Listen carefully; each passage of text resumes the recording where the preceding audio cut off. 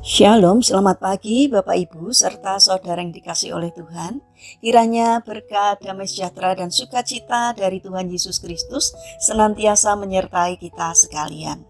Sebelum kita mendengarkan firman Tuhan dan renungan, marilah kita berdoa. Tuhan Allah Bapa yang Maha Baik, kami sungguh bersyukur atas kebaikan dan kemurahan-Mu, karena Engkau Tuhan yang selalu melindungi, menolong dan menopang kami. Terima kasih atas setiap kemurahan-Mu ya Tuhan. Jika saat ini kami akan mendengarkan firman-Mu, urapilah kami dengan Roh Kudus-Mu agar kami dapat mengerti dan memahami apa yang Tuhan sampaikan kepada kami.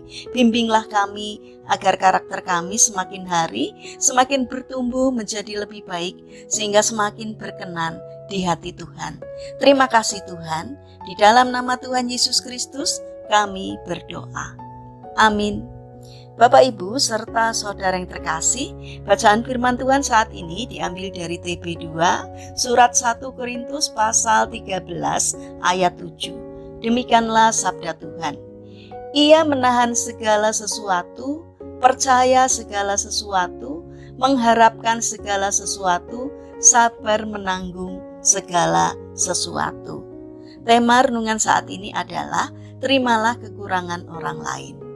Bapak, Ibu, serta saudara yang dikasihi oleh Tuhan Yesus Kristus, ada seorang ibu rumah tangga yang memiliki seorang suami dan 4 orang anak.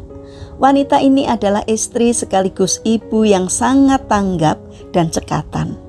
Ia mampu melakukan berbagai pekerjaan rumah tangga. Ditambah lagi, ia adalah tipe wanita perfeksionis dalam segala hal. Semua yang dia lihat harus sempurna dalam pandangannya.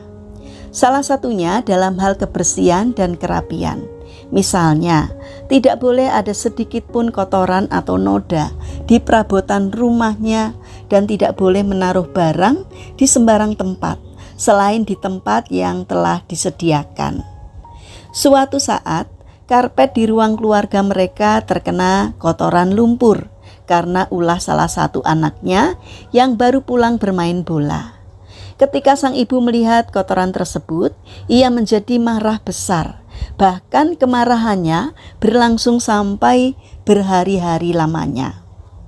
Pada suatu kesempatan, wanita ini mendatangi seorang psikolog yang setidaknya dapat diharapkan sedikit membantu menenangkan emosinya.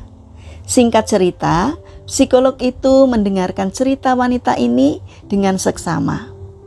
Sambil tersenyum, psikolog itu berkata, "Saya minta Anda tutup mata dan bayangkan apa yang akan saya katakan."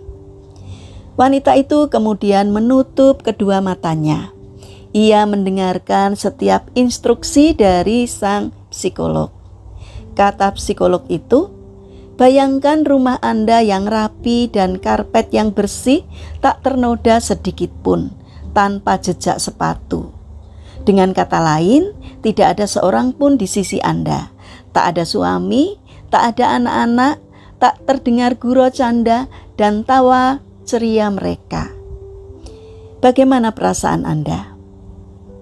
Sekarang, lihat kembali karpet itu. Anda melihat jejak sepatu dan kotoran di sana. Artinya, suami dan anak-anak Anda ada di rumah. Orang-orang yang Anda cintai ada bersama Anda, dan kehadiran mereka menghangatkan hati Anda." Beberapa saat wanita tersebut merenungkan semua yang telah diinstruksikan kepadanya. Kemudian sang psikolog pun kembali memberi instruksi. Dan sekarang, bukalah mata Anda. Bagaimana? Apakah karpet kotor masih menjadi masalah buat Anda? Wanita itu tersenyum dan menggelengkan kepalanya. Kemudian berkata, "Aku tahu maksud Anda. Jika kita melihat dari sudut yang tepat, maka hal yang tampak negatif dapat dilihat secara positif."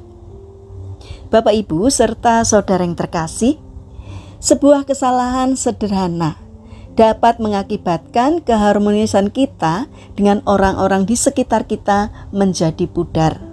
Terkadang sudut pandang kita yang kita anggap sudah benar justru membuat kita tidak dapat menikmati indahnya kehidupan yang Tuhan anugerahkan. Cobalah rangkai ulang sudut pandang kita yang tadinya negatif menjadi positif.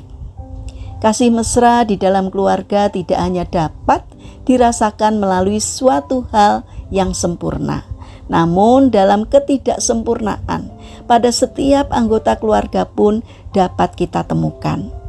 Mari kita bangun karakter untuk saling menerima setiap kekurangan dan kelebihan orang-orang yang ada di sekitar kita, agar hidup kita damai dan bahagia.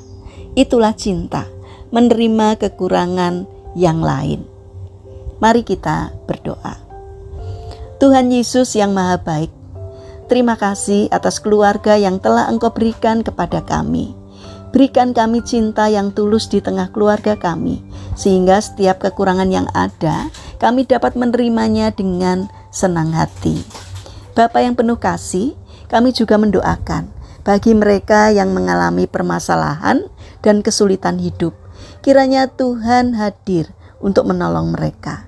Bagi mereka yang terbaring sakit atau lemah fisik, Tuhan kiranya memberkati setiap upaya yang mereka lakukan.